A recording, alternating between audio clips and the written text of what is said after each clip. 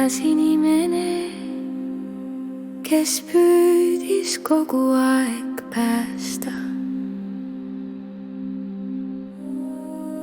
Ta päästis teisi kurbusest, vigadest, vaikusest, peatumistest.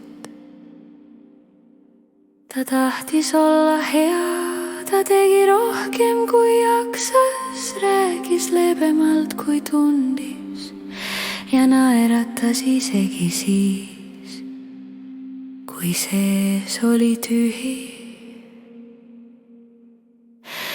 Tema kõrval käis kiirustamine, sees ossistas, tee veel natuke, toista, ära peatu.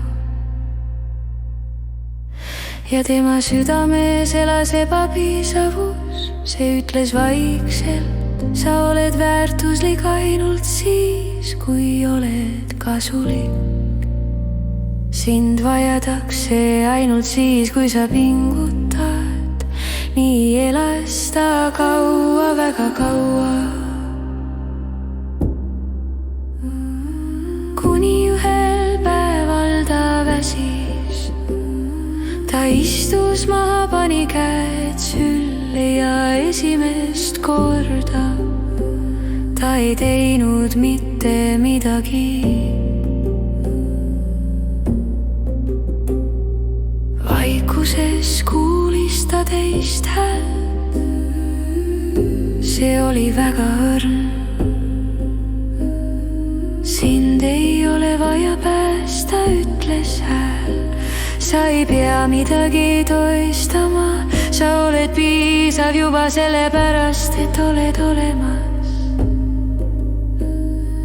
Kiirustamine vaikis, ebapiisavus hajus nagu hommikune udu.